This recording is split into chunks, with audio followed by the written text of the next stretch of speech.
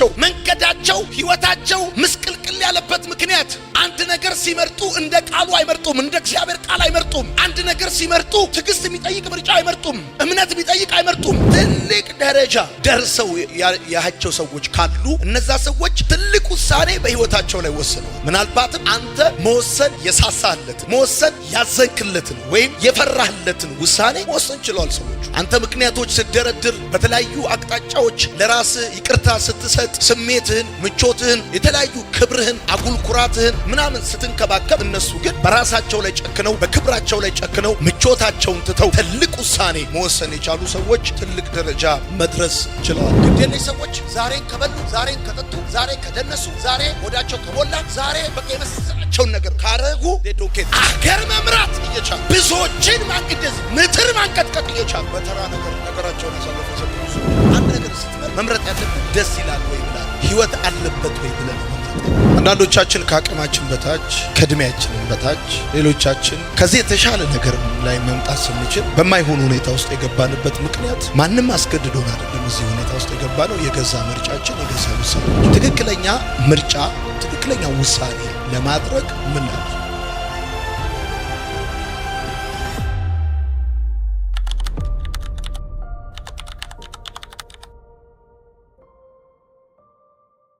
እንደሚታወቀው የሰዎች የዕለት ተዕለት እንቅስቃሴ የሰዎች የዕለት ተዕለት ህይወት በምርጫና በውሳኔ የተሞላ ነው። በህይወታችሁ እንድታውቁ የሚገባው መሰረታዊ ነገር ቢኖር ምንድነው? ሰውን ከፍም ዝቅም የሚያደርገው የገዛ ምርጫው የገዛ ውሳኔው እንደሆነ ነው። ወዳጆቼ በህይወታችን የምናልፍባቸው ብዙ ውጣ ውረዶች አሉ። ከፍታ ዝቅታ፣ ማግኘት ማጣት፣ መወደድና መጠላት፣ መፈለግና መገፋት፣ የተለያዩ የህይወት መንገዶችን እናልፋለን። ነገር ግን የኛን የህይወት ቦታ የህይወት አይነት ስፍራችንን የሚወስነው የገዛ ምርጫችንና የገዛ ውሳኔያችን ነው። አንዳንድ ሰዎች ቶሎ ይመርጣሉ፣ ሌሎች ሰዎች ቶሎ ይወስናሉ። አንዳንድ ሰዎች ቸኩለው ይመርጣሉ፣ ሌሎች ሰዎች ደግሞ ቸኩለው ይወስናሉ። ሌሎች ዘግይተው ይመርጣሉ፣ ሌሎች ደግሞ ዘግይተው ይወስናሉ። ሌሎች ደግሞ በጭራሽ የመምረጥ አቅም የላቸውም ወይም ደግሞ በጭራሽ ሁሉ የመወሰን አቅም የላቸውም። አንድ ሰው አልመርጥም ብሎ ቢል እንኳን ባለመምረጡ መርጧል። አንድ ሰው አልወስንም ብሎ ቢል እንኳን ባለመወሰኑ ወስኗል። ከምርጫና ከውሳኔ ነፃ ሆኖ የሚኖር ሰው የለም። መማርን አልመርጥም ብለህ ካልክ መሀይምነትን መርጣል ማለት ነው። በህይወታችሁ እንድታውቁ የሚገባችሁ ነገር በጣም ደረጃችሁን፣ ከፍታችሁን፣ ቦታችሁን ከፍም ዝቅም የሚያደርገው የገዛ ምርጫችሁ የገዛ ውሳኔያችሁ ነው። ብዙ ወጣቶች ወይም ደግሞ ብዙ ሰዎች ደስተኛ ያልሆንኩት ወይም ያልተሳካልኝ የምፈልገው ነገር ስላልተሟላ ነው ብለው ያስባሉ ወይም ይላሉ፣ እንደ ምክንያት ያቀርባሉ። ሌሎች ደግሞ በቤተሰቤ ምክንያት ነው ደስተኛ ወይም ስኬታማ ያልሆንኩት፣ ከገጠመኝ ፍቅረኛ ካለፍኩበት የህይወት ውጣ ውረድ የተነሳ ነው፣ በቤተሰቦቼ መሞት ነው ወይም ደሃ ሀገር ውስጥ ስለተወለድኩኝ ነው ብለው የሚያስቡ ብዙ ሰዎች አሉ። እነዚህ ምክንያቶች ምንም ይሁኑ ምንም አንተ ስኬታማ ላለመሆን ወይም ደስተኛ ላለመሆን እንደ ምክንያት አድርገህ የምታቀርባቸው ነገሮች አንተ ምክንያት አድርገህ አቀረብካቸው እንጂ ምክንያቶቹ ውሃ የማይቋጥሩ አንተ ካለፍክበት ሁኔታ በላይ ያለፉና አንተ ያልደረስክበት ሁኔታ ላይ መድረስ የቻሉ ሰዎችን ስትመለከት ያንተ ምክንያት እዚህ ግባ የማይባል ተራ ምክንያት እንደሆነ መገንዘብ ይቻላል። በህይወታቸው አስገራሚ ለውጥ ያመጡ ሰዎች ትልልቅ ደረጃ የደረሱ ሰዎች ከናንተ በምን ቢሻሉ ነው? ከናንተ በምን ቢለዩ ነው ትልቅ ደረጃ ላይ መድረስ የቻሉት ወይም አስገራሚ ለውጥ ማምጣት የቻሉት የሚለውን ነገር እንድትጠይቁ ፈልጋለሁ። እኛ የተማርንበት ትምህርት ቤት የተማሩ፣ ያደግንበት ሰፈር ያደጉ፣ የለበስነውን አይነት ልብስ የለበሱ፣ በተመሳሳይ ማህበራዊ እሴት ውስጥ ያደጉ ጎረቤቶቻችን፣ ጓደኞቻችን፣ አብሮ አደጎቻችን፣ ወዳጆቼ የኢትዮጵያ ህዝብ እንደሆነ በጣም ጥቂት ህዝብ ነው እንጂ ኦልሞስት ኦል አንድ አይነት ነው ህይወታችን። እነዛ አስገራሚ ደረጃ ላይ የደረሱ ሰዎች አስገራሚ ለውጥ ያመጡ ሰዎች ካንተ በምን ቢለዩ ነው አስገራሚ ለውጥ አስገራሚ ሁኔታ ላይ መምጣት የቻሉት የሚለውን ነገር እንድታቁ ወይም እንድታስቡ ፈልጋለሁ። ወዳጆቼ በጣም ብዙ አመት ትምህርት ቤት ተመላልሳችኋል። በጣም ብዙ አመት ቤተክርስቲያን ተመላልሳችኋል። በጣም ብዙ አመት ብዙ ቦታዎች ተመላልሳችኋል። እና እናንተ ተመላልሳችሁ ጫማችሁን የመጨረስ ያህል ተመላልሳችሁ ስታበቁ ያልሰራችሁትን ያላደረጋችሁትን ያላመጣችሁትን ውጤት ሌሎች ሰዎች በአንድ ዙር በአንድ ጊዜ የሆነ ውጤት ሲያመጡ ስትመለከቱ ማወቅ ያለባችሁ ነገር ምንድነው መሰላችሁ? በህይወታቸው አስገራሚ ለውጥ ያመጡ ሰዎች ካያችሁ አስገራሚ ውሳኔ መወሰን የቻሉ ናቸው። በገዛ ህይወታቸው በገዛ ማንነታቸው በመንገዳቸው ላይ አስገራሚ አንኤክስፔክትድ የሆነ ማንም ያልጠበቀው ሊገምት ያልቻለው ውሳኔ መወሰን የቻሉ ሰዎች ናቸው። ከባድ ደረጃ ትልቅ ደረጃ ደርሰው ያያቸው ሰዎች ካሉ እነዛ ሰዎች ትልቅ ውሳኔ በህይወታቸው ላይ ወስነዋል። ምናልባትም አንተ መወሰን የሳሳለትን መወሰን ያዘንክለትን ወይም የፈራህለትን ውሳኔ መወሰን ችለዋል ሰዎች። አንተ ምክንያቶች ስትደረድር፣ በተለያዩ አቅጣጫዎች ለራስህ ይቅርታ ስትሰጥ፣ ስሜትህን፣ ምቾትህን፣ የተለያዩ ክብርህን፣ አጉል ኩራትህን ምናምን ስትንከባከብ፣ እነሱ ግን በራሳቸው ላይ ጨክነው በክብራቸው ላይ ጨክነው ምቾታቸውን ትተው ትልቅ ውሳኔ መወሰን የቻሉ ሰዎች ትልቅ ደረጃ መድረስ ችለዋል። አንተ ዛሬ ያለህበትን ቦታ የዛሬ 5 ዓመት ስታነባቸው የነበሩ መጽሐፎች፣ ስታያቸው የነበሩ ፊልሞች፣ አብረውክ የነበሩ ሰዎች የወሰኑልህ ቦታ ላይ ነው ዛሬ ያለው። ዛሬ ደግሞ አንተ የምትገኘው የዛሬ 5 ዓመትህን ወደፊትህን ሊቀይር በሚችል ቦታና ሁኔታ ውስጥ ነው የምትገኘው። ወዳጆቼ ውሳኔ ህይወት ቀያሪ ነገር ነው። ህይወት በምትፈልጉት አቅጣጫ ሚዛን እንዲደፋ ከፈለጋችሁ፣ እናንተ የምትፈልጉት አይነት ውጤት እጃችሁ ላይ እንዲገባ ከፈለጋችሁ በምትፈልጉት አቅጣጫ መጫን ይጠይቃል። የእናንተን ውሳኔ የእናንተን ምርጫ ይፈልጋል። ዓለም ብዙ ነገር ቀላቅላ ብዙ ነገር አደባልቃ ነው የምታመጣው። መምረጥ ያንተ ጉዳይ ነው። ለህይወትም የሚጠቅመውን ነገር፣ ለእድገትም የሚጠቅመውን ነገር፣ የተሻለ ማንነት ላይ እንድትመጣ የሚጠቅምህን ነገር መምረጥ ያንተ ጉዳይ ነው። አግበስብሰ አለማስገባት ያንተ ጉዳይ ነው። የትኛውም ነገር በሆነ መልኩ ስለተገኘ ወደ ህይወት የምታስገባው ኢንፑት ካለ አውትፑት አለ። ብራዘር የሚገባ ነገር ካለ የሚወጣው ነገር አለ። ስለሚገባው ነገር ካልተጠነቀቅ ስለሚወጣው ነገር አንተ ኮንትሮል ልታረገው አትችልም። ዓለም እንደዚህ ነች። ዓለም በብዙ ምርጫዎች የተሞላች ነች። የቱን መውሰድ የቱን አለመውሰድ፣ የቱን መቀበል የቱን አለመቀበል እንዳለብህ አንተ ነህ ማወቅና እርግጠኛ መሆን ያለብህ። በህይወታችሁ ውስጥ ያሉ ምርጫዎች አንድ መጥፎ፣ አንድ ጥሩ፣ አንድ ስህተት፣ አንድ ትክክል ቢሆን ጥሩ ነበር። ነገር ግን ይሄ ለነሌዊ ታች ላሉ ልጆች፣ ለህፃናት፣ በጣም ኤሌመንታሪ ለሆኑ ሰዎች የሚተው ምርጫ ነው። እያደግ ስትመጣ ቁመት እየጨመረ እድሜ እየጨመረ ሲመጣ ህይወት ለአንተ አንድ ትክክል፣ አንድ ስህተት፣ አንድ መጥፎ፣ አንድ መልካም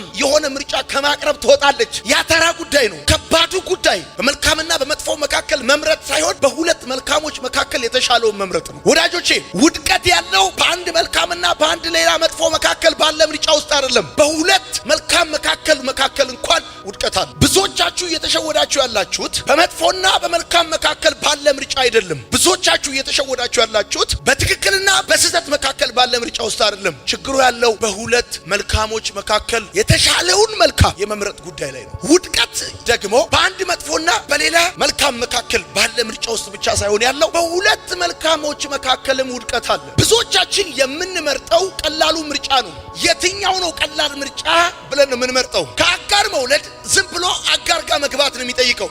ከሳራ ልጅ መውለድ ግን ትዕግስት ይጠይቃል፣ እምነት ይጠይቃል፣ ጽናት ይጠይቃል፣ ብዙ ጉዳይ ይጠይቃል። አሁን ቀላል ነው ብላችሁ የምትገቡበት ምርጫ ውጤቱ መቅለል ነው። ያማረ ፍጻሜ ያለው በቀላሉ ምርጫችሁ ውስጥ ሳይሆን እንደ ቃሉ በሆነው ምርጫችሁ ውስጥ ነው። ብዙ ልጆች የሆነ ነገር ስትመርጡ የምትመርጡት ለስሜታችሁ ቅርብ የሆነ ትዕግስት የማይጠይቃችሁን፣ እምነት የማይጠይቃችሁን፣ ጽናት የማይጠይቃችሁን፣ ድካም የማይጠይቃችሁን ልክ እንደ ፈንዲሻ በቀላል ነው ብላችሁ የምትሉትን ነገር ነው ፒክ የምታረጉት። ወዳጆቼ የብዙ ሰዎች ታሪክ የተበላሸው መንገዳቸው፣ ህይወታቸው ምስቅልቅል ያለበት ምክንያት አንድ ነገር ሲመርጡ እንደ ቃሉ አይመርጡም፣ እንደ እግዚአብሔር ቃል አይመርጡም። አንድ ነገር ሲመርጡ ትዕግስት የሚጠይቅ ምርጫ አይመርጡም፣ እምነት የሚጠይቅ አይመርጡም፣ ጽናት የሚጠይቅ አይመርጡም። የሚመርጡት በቀላሉ ሊተገብሩት የሚችሉት መስሎ ከተሰማቸው ብቻ ነው የሚመርጡት። ትልልቅ ነገር አቺቭ ያደረጉ ሰዎች ትልልቅ ሁኔታ ላይ የመጡት ፍሮም ዘ ቢጊኒንግ ሲመርጡ ትዕግስት የሚጠይቅ ነገር መርጠው ነው። ልፋት የሚጠይቅ ነገር መርጠው ነው። አንተ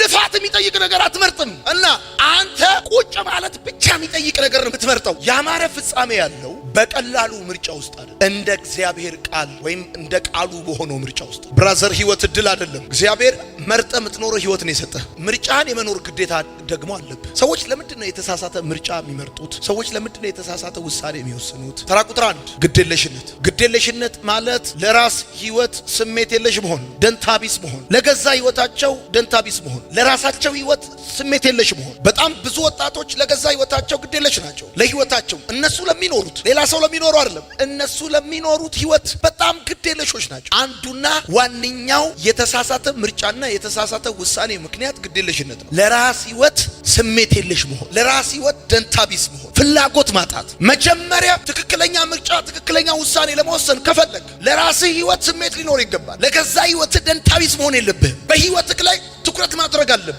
ብዙዎቻችን ስለ ራሳችን ከምናቀውና ለራሳችን ከምናስበው በላይ ስለ ሰዎች የምናቀውና ስለ ሰዎች የምንለው ነገር ነው የሚበዛው። የብዙዎቻችን የተሳሳተ ምርጫ፣ የተሳሳተ ውሳኔ ምክንያት ግዴለሽነት። ስንመርጥ በግዴለሽነት ነው፣ ስንወስን በግዴለሽነት ነው። ነገ ምን ያመጣል በህይወታችን ምን ፍሬ ያፈራል ምንም ጉዳያችን አለ። ዛሬን እንደሚሆን ከሆንን የነገ የራሱ ጉዳይ ነው ብለን የምናስበው። ሮናልዶ ወይም ሜሲ አርሴናል ለሚጫወተው ጨዋታ እናት ብትሞት ለቅሶ ለማይመጣ እዚህ አዲስ አበባ ቢመጣ እጁን ለማይዘረጋል ያለ ስሜት፣ የሚስቱን ስም፣ የደሞዙን መጠን፣ የጫማ ቁጥሩን፣ የቤቱን ሁኔታ በጣም ታውቀውን ያህል ስለራስ ምን ማለት ደንታ ቢስ ነው። ሌላ ሰው በገዛ ህይወቱ በሚኖረው ህይወት ስሜት ኖሮ አንተ እንዴት ለራስ ደንታ ቢስ ትሆናል? እንዴት ስሜት የለሽ ትሆናል? ከማንም የተሻለ መስራት ሰክሰስፉል መሆን እየቻለ ከማንም ሰው በታች ስትሆን እንዴት ደንታ ቢስ ትሆናል? የመጀመሪያው ብዙ ሰዎች የተሳሳተ ምርጫና ውሳኔ የሚወስኑበት ምክንያት ግዴለሽ ናቸው በገዛ ህይወታቸው። ለሌላ ነገር ግን ስሜት አላቸው። ለፖለቲካ ስሜት አላቸው፣ ለሙዚቃ ስሜት አላቸው፣ ለአስቴር አወቀ ስሜት አላቸው፣ ለቴዲ አፍሮ ስሜት አላቸው። ለራሳቸውስ ወፍ ግዴለሽ ናቸው። ብራዘር አንድም እንደውም አንዳንዱ እንደዚህ ይላል፣ ተራ ሆነ እንድትቀር ሲፈልግ ምን ታካብዳለህ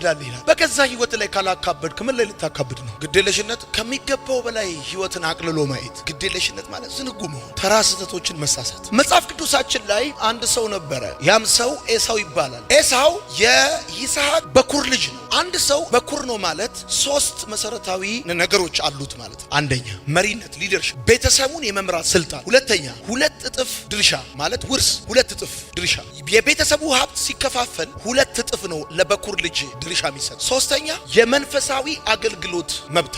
አንዱ የተሳሳተ ውሳኔ፣ የተሳሳተ ምርጫ የምንመርጥበት ምክንያት በጣም ህይወትን ከሚገባ በላይ አቅልለን ማየታችን። እኛ እጅ ላይ ያለው ውድ ነገር ሰዎች በጣም የሚጓጉለትን ነገር እኛ ግን ዋጋ እንደሌለው ምንም እንደማይጠቅም አድርጎ መቁጠር። ኤሳው እንዲህ አድርጎ ብኩርናውን አቃልላት። ብራዘር ለምስር ወጥ 1 ሰዓት 2 ሰዓት 3 ሰዓት ቢታገስ ወጥቶ ራሱ ፕሪፔር ሊያዘጋጅ የሚችለውን ነገር ሊያገኘው የሚችለውን ነገር ውዱን ነገር መልሶ የማያገኘውን ነገር ሽንት ቤት ወስዶ በሚጥለው ጉዳይ ለወጠው። አንዳንዶቻችሁ የተበለጣችሁት ምስኪን ህይወት እየኖራችሁ ያላችሁትና የተሸነፋችሁት አታችሁ አይደለም። ውዱን ነገር በርካሹ ነገር ለወጣችሁ። የዘላለሙን ነገር በጊዜያዊ ነገር ተካችሁ። ወስዳችሁ ሽንት ቤት የምትደፉትን ጉዳይ እንደ ብርቅ ነገር አይታችሁ ለህይወታችሁና ለእናንተ ብቻ ሳይሆን ለሌሎች ሰዎች የሚጠቅምን መሰረታዊ ነገር አቅልላችሁ አያችሁት። ታናሹ እጁ ላይ ያለው ነገር ዋጋው ምን እንደሆነ ገብቶታል። ብልጥ እንደሆነ የምታውቀው ይሄኛው ታላቅዮ ሞኝ ነው። ምስር ወጥ ስጠኝ ብሎ ሲለው እንድሰጥ ከፈለክ አለው አንተ